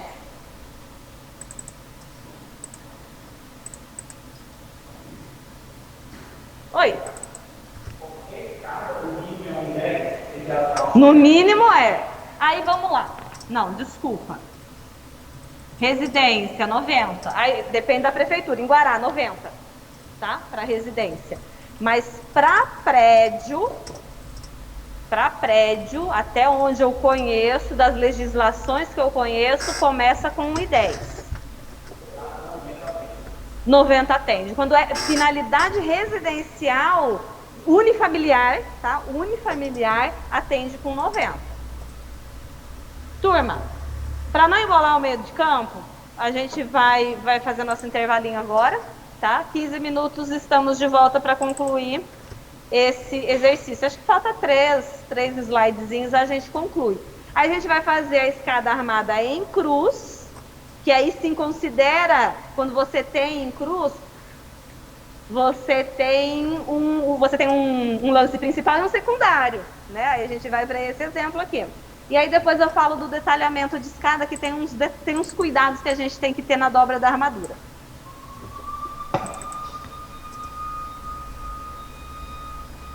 Pessoal de casa, tudo ok?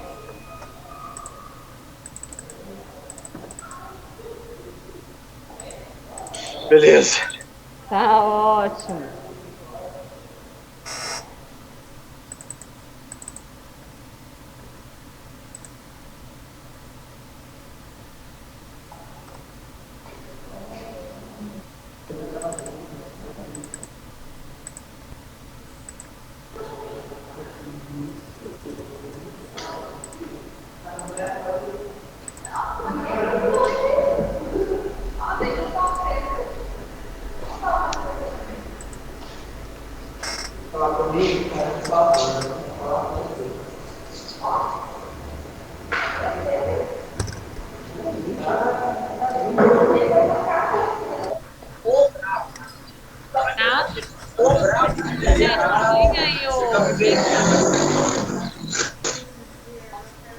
Tá, pronto. Então eu posso planificar, tá? Essa barra, que eu vou ter os mesmos esforços, tá bem? Eu tô definindo aqui, nessa etapa, eu vou definir os vãos, porque a gente sabe que o vão, né, a distância entre os apoios, é uma informação fundamental para que eu consiga encontrar o momento. Então, daquela estrutura lá que eu mostrei para vocês, eu vou ficar aqui com um trecho de carregamento 6,5, apoiado em uma viga. Essa viga, ela é externa, né, à escada, ou seja, é uma viga da estrutura. E eu tenho esse outro trecho, que é o trecho dos degraus, com carregamento de 10,10. Então, como é que eu vou definir essas distâncias, tá, para calcular o vão? Primeiro, eu tenho, né, se a gente voltar aqui, ó, deixa eu voltar com vocês na primeira planta. O que eu tenho aqui? Eu tenho 1,50 m de vão, que é o meu patamar. Aí, gente, isso aqui não é a coisa mais importante do mundo, não, porque eu tô falando de 3, 4 centímetros. Eu tô falando de uma distância ínfima. Mas só para que a gente possa seguir, né, de acordo com o que se pede, de acordo com as normas, eu não posso esquecer que essa minha estrutura, ela tem que entrar dentro da viga. Quanto que ela apoia dentro da viga? A1 e A2, correto? A1 e A2. Vocês lembram lá de vão efetivo?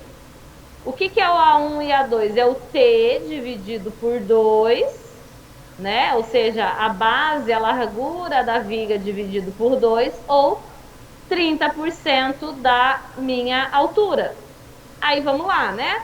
A largura da viga, tá lá no desenho, tá lá no desenho denunciado, a largura da viga é 20. A largura da viga é 20 e a espessura da laje é 12. Então, eu fico aqui com os valores de A1, é o menor entre 10 ou 3,6, tá? Então, o meu vão efetivo, aquele vão que eu vou usar para calcular o momento, vai ser aqui, ó, vai ser 1,50, que é o vão do patamar, é a largura do patamar, mais o quê? 8 vezes, eu não tenho 8 degraus? Ó, eu tenho 8 degraus. São os 8 degraus vezes a largura do piso, que é 28 centímetros. Tá bom? Então, ficou aqui, ó, 3,74. Então, desse vão, 3,74, cada lado, ó, o patamar vai entrar 3,6 na viga e o primeiro degrau vai entrar mais 3,6 na outra viga, tá? Então, por isso que não vai ficar o 3,74, vai ficar o 3,81. Simples assim, tá? É só, não quero que isso gere polêmica, que isso gere confusão, tá? Mas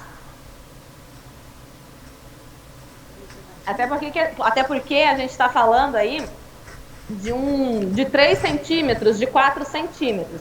Mas só precisa lembrar que a gente está falando aqui de vão efetivo, tá? Eu estava explicando o vão da escada. Então, o vão vai ser a largura do patamar, é esse trecho, mais 8 vezes a largura do piso, da pisada, tá? Gente, olha aqui, ó, para eu poder prosseguir. Então, deu 3,74. Só que esse 3,74 eu tenho que apoiar na viga. Quanto que eu tenho que entrar na viga? O A1 e o A2, que a gente já viu lá em concreto armado 1, tá? Que é a menor distância entre metade da largura da viga ou 30% do H, tá? Então, por isso, essas distâncias aqui, ó, 1,54 é o trecho de carregamento Q1, 2,27 é o trecho de carregamento Q2, o que vai me dar um total de 3,81.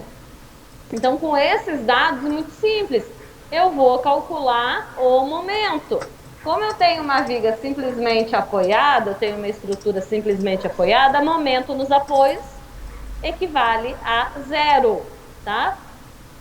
Gente, até aqui tudo certo? O entendimento aqui desse modelo estrutural?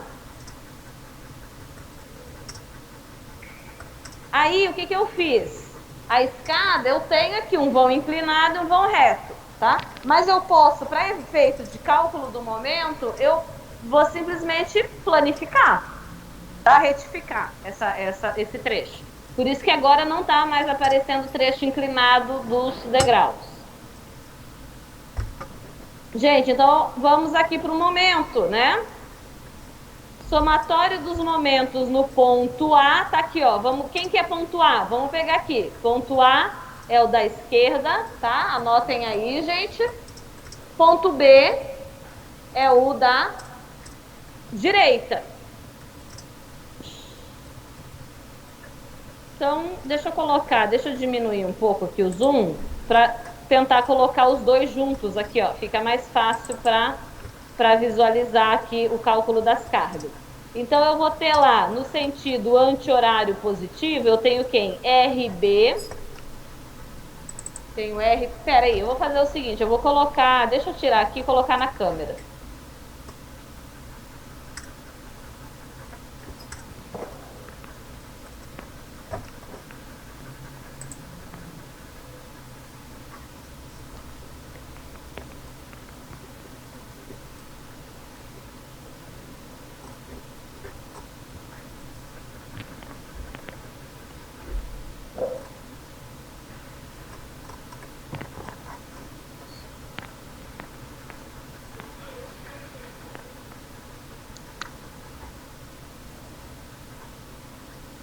Ponto A,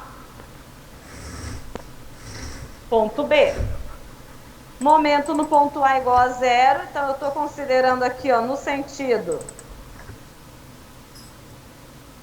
anti-horário, como positivo, né? Então isso significa o quê? Que eu estou tracionando face inferior. Se o resultado der positivo, minha tração está acontecendo na face inferior. Então vamos lá. RB, reação no ponto B, vezes a distância até o ponto A, aqui, 3,81. Agora, atuando de cima para baixo, ou seja, no sentido horário, tendendo a tracionar quem?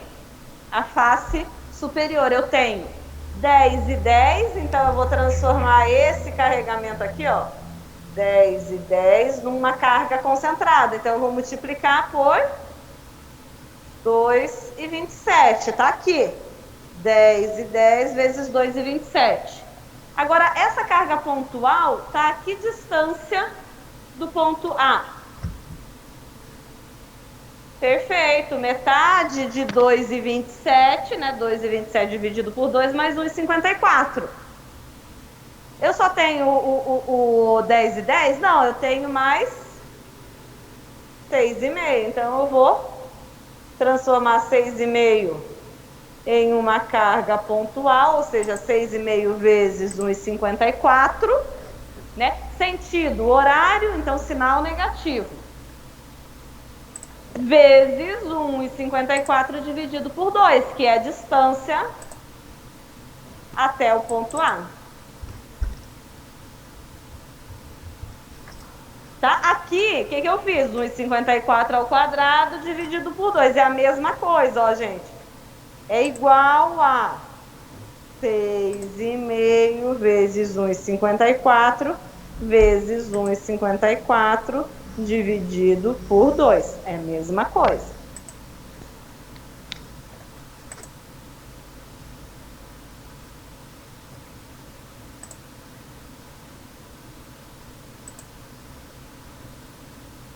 Com isso,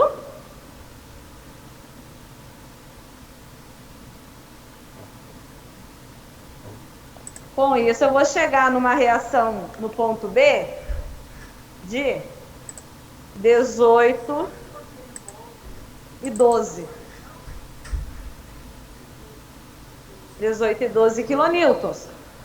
Turma, vamos olhar para esse diagrama. Aonde a reação vai ser maior? Qual é o ponto onde eu tenho maior intensidade da reação, maior valor da reação? Ponto A ou ponto B?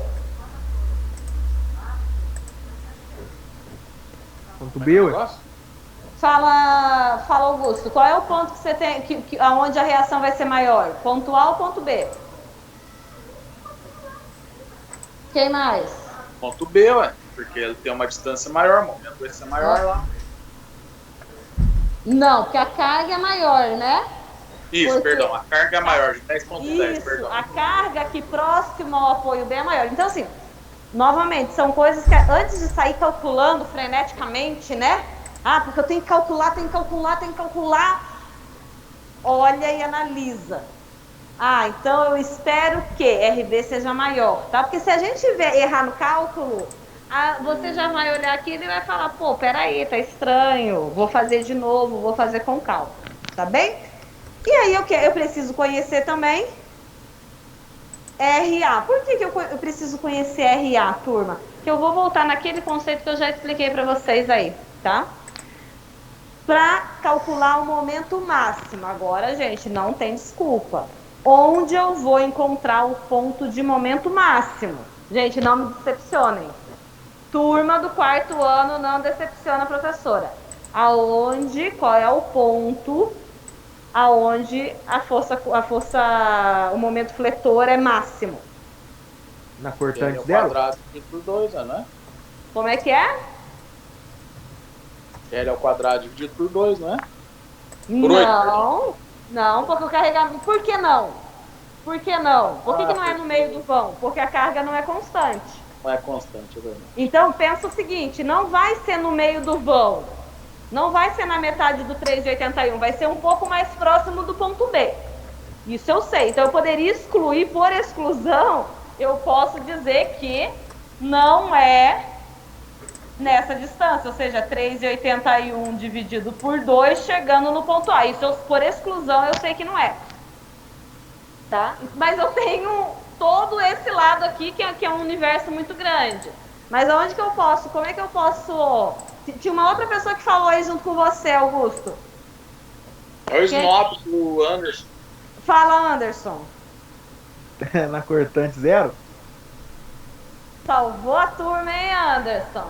Maravilha, parabéns. Gente, não esquece disso. É conceitual, né? Então, aonde a força cortante for nula, for zero, é o ponto onde eu tenho o momento máximo. E essa é uma regra que vocês levam para a vida, para qualquer situação, Então, claro, eu preciso da minha força cortante no ponto A para traçar meu diagrama de força cortante, encontrar esse ponto zero, né? E calcular o momento máximo. Bem, para não fazer, posso fazer como? O momento no ponto B igual a zero e calcular tudo isso é mais difícil, não é? Vamos simplificar? Então eu vou usar a primeira equação de equilíbrio, somatório das forças verticais igual a zero. Não é mais simples, não é mais simples que calcular momento? Nossa, tô morrendo, tô com dúvida, né? Aí faz o momento no ponto B igual a zero, você tem também a resposta. Pode falar. Deixa eu te fazer uma pergunta que talvez seja idiota, mas eu poderia pegar, por exemplo, aquela primeira carga de 6,5, certo? Aham. Fazendo aquela distância, eu vou achar um determinado ponto, certo? Certo. E depois eu faço na carga Q2 de 10,10. E essa distância entre os dois, eu achar o eixo, eu estaria errado, não? Estaria errado, porque você tem inclinações de reta, Augusto, diferentes. Entendi. Quando você traça o diagrama, você vai ter um trecho com uma determinada inclinação, seguindo. Eu não quero voltar muito na matemática, mas vocês lembram que vocês calculavam lá na matemática uma equação com uma inclinação de reta, que era uma equação de primeiro grau? E aí você tem inclinação de reta, né? Então a equação, a gente calcula a força cortante através de uma equação de segundo grau, de primeiro grau, perdão, né? E a parábola é uma equação parábola é regida por uma equação de segundo grau. Então acontece, Augusto, que aqui você tem, nesse trecho você tem uma inclinação de reta e no trecho com carga de 10,10 você tem outra inclinação de reta. Então você não consegue calcular isoladamente, somar ou fazer uma média, você compreende? Você tem que levar em conta os dois, por isso que a gente usa a terceira equação de equilíbrio, que é o momento, soma dos momentos fletores, momento fletor, né, no ponto de apoio igual a zero, somatório dos momentos fletores igual a zero, tá bem? Beleza. Então, nesse caso, eu tenho aqui, o que eu tenho? Eu tenho duas forças atuando de cima para baixo e mais duas atuando de baixo para cima, que são as reações. Então, vamos considerar aqui, ó, para cima, tá, como positivo. Então, eu vou ter o quê? Eu tenho RA, que é incógnita. Eu não conheço, mais RB menos 6,5 vezes 1,54 menos 10,10 vezes 2,27, tudo isso igual a zero, né? Somatório das forças verticais igual a zero. Então, o meu RA fica igual a quanto? Minha reação no apoio A. Né? Vai todo mundo para o outro lado. Então, quem era negativo fica positivo e quem era positivo fica negativo. Então, aqui dá mais ou menos, dá aproximadamente aí 9, né? Sei lá, 9,2. Depois vocês façam aí certinho. E aqui vai dar 22,7, né? Vou colocar. Tá? Então, no resultado final, RA... Gente, aproximei, fiz de cabeça, tá? Tem que fazer... Não, calculando direitinho, né?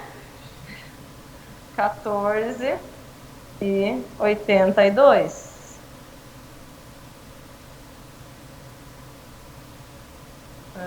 E o RB tá aqui.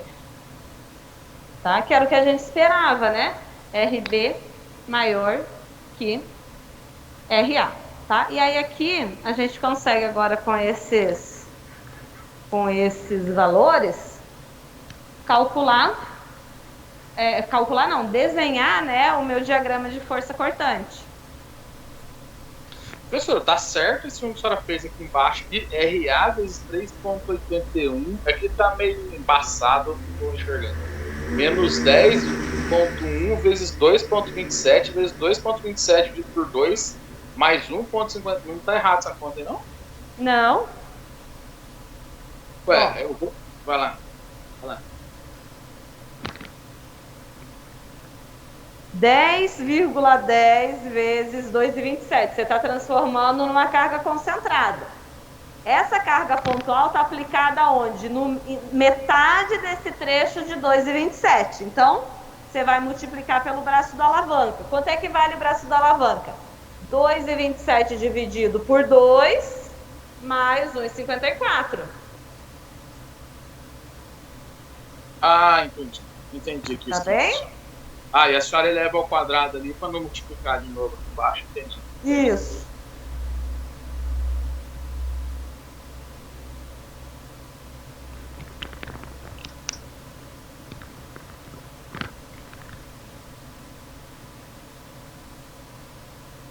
Tá, aqui tá o resultado, né?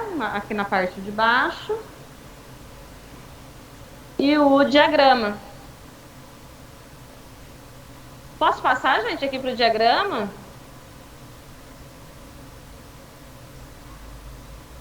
Esperar um pouquinho aí. E aí eu já volto ali no diagrama.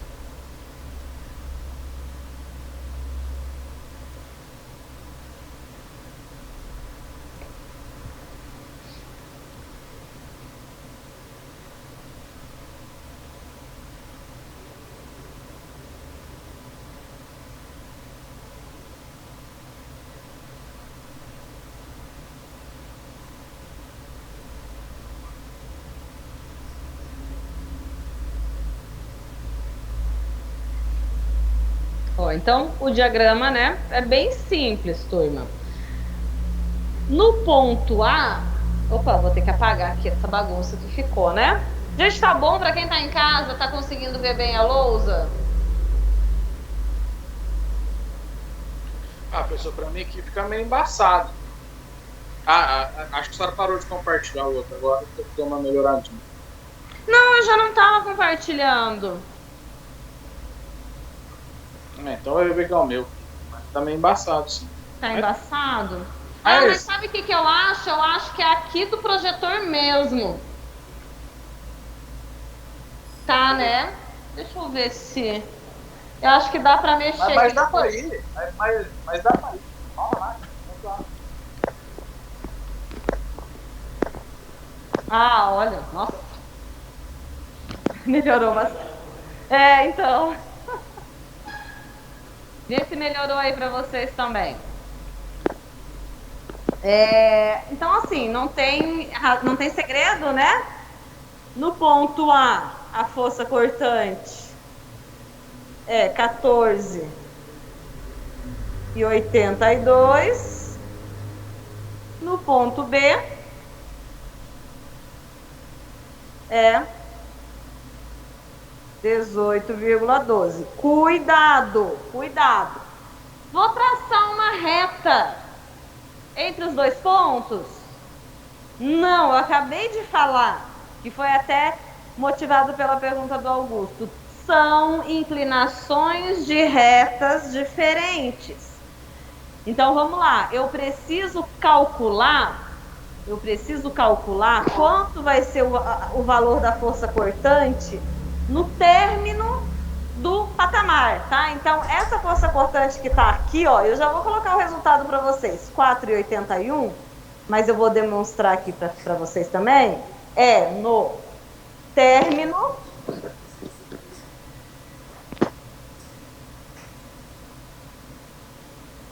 do patamar. O término do patamar nada mais é do que uma distância x igual a 1,54. 1,54. Então, eu tenho aqui, ó, força cortante, né? A gente coloca aqui como V com X igual a 1,54. Isso significa que eu vou fazer um corte na seção e vou enxergar tudo aquilo que tá à esquerda, né? Desse 1,54. Deixa eu voltar aqui no desenho.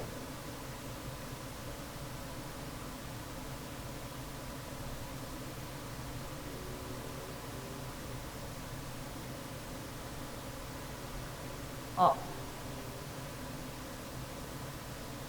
Então, fiz um corte aqui, ó, nessa seção S. Vamos chamar esse ponto aqui, ó, de C. Seção SC. Estou olhando para onde? Para a esquerda.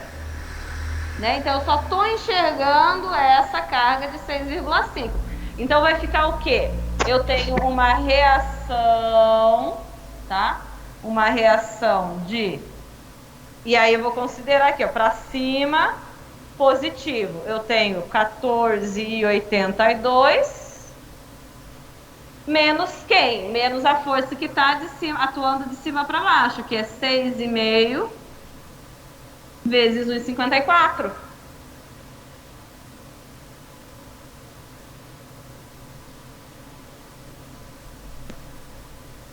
Então, vai dar um valor de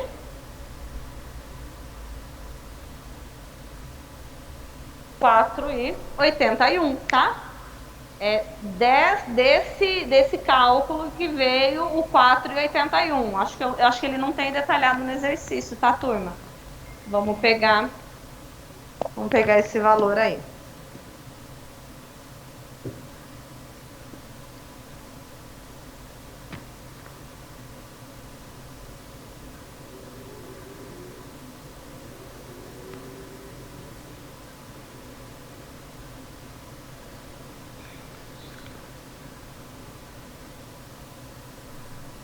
Agora sim, né? Eu consigo traçar de fato um diagrama de força cortante com inclinações de retas, né, adequadas a cada carregamento.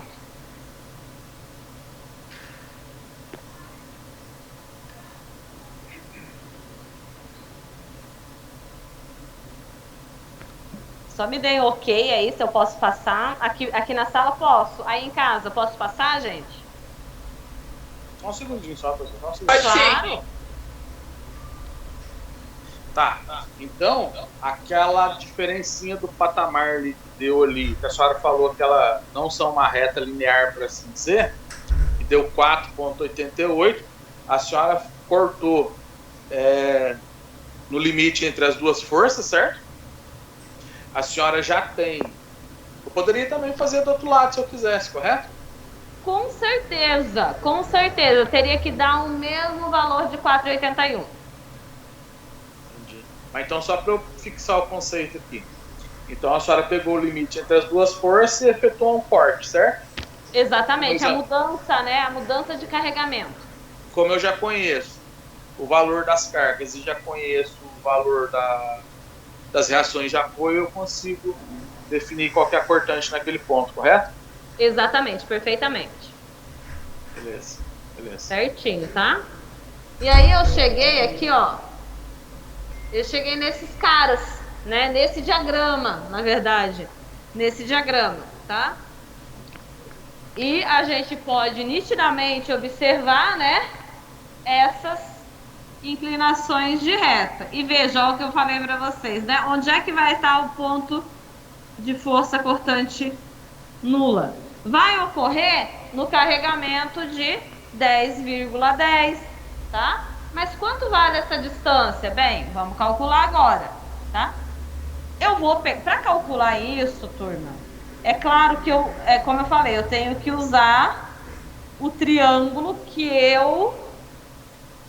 um único triângulo, com uma inclinação de reta apenas.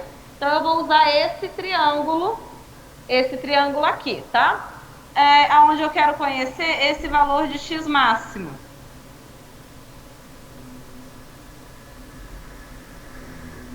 tá? Então eu vou achurar aqui, ó. Eu quero conhecer a base desse triângulo. Eu já conheço quem? A altura desse triângulo, correto? A altura desse triângulo é 18,12. A distância, a base dele é x máximo. Eu vou comparar esse triângulo com quem? Com o triângulo maior aqui, ó. Ó, agora eu vou apagar o x máximo aqui, que senão vai ficar meio confuso. O triângulo maior, quanto tá? Gente, eu não vou repetir isso aqui, isso aí vai ficar por conta de vocês. Quanto vale a altura desse triângulo maior? Quanto vale esta altura aqui do triângulo maior? Quanto, Vinícius? 18,12 mais 4,81, ou seja, 22,93. Qual é a base desse triângulo? 2,27. Então, eu vou conhecer essa distância aqui, esse x máximo, que deu 1,79. Tá?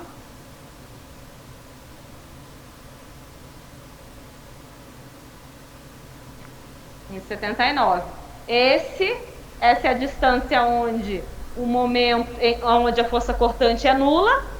Como consequência, nesse ponto que eu vou ter o momento máximo, aí é simplinho de calcular, né?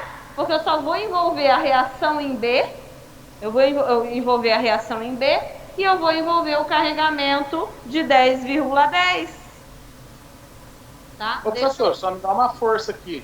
Eu entendi o 28,22 ali, que é o 18,12 mais o 4,81. O 2,27 saiu da onde mesmo? O 27 é a distância aqui, ó, do triângulo maior, que nada mais é do que o carregamento de 10 e 10. Esse carregamento de 10 e 10 está distribuído por um trecho de 2,27. Aqui, ó. Tá vendo esse diagrama? Ah, é verdade.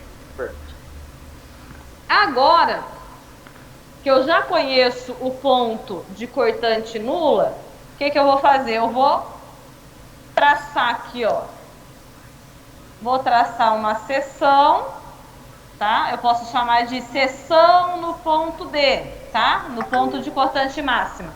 Só que agora, gente, eu vou olhar o quê? Para a direita. Não faz sentido, é muito mais difícil. Se eu for olhar para a esquerda, é muito mais difícil. Eu posso olhar para a esquerda? Posso. Só que eu vou ter que mexer com duas cargas. Dá mais trabalho. Então, vamos olhar para a direita, que eu só tenho carregamento de 10,10. Então, eu venho aqui, tá?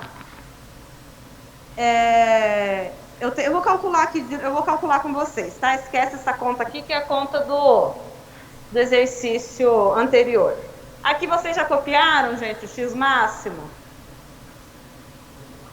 Agora eu vou fazer o momento máximo, tá? Já tá feito, na verdade, mas eu quero aproveitar o desenho para vocês entenderem de onde vem. Aqui eu posso apagar?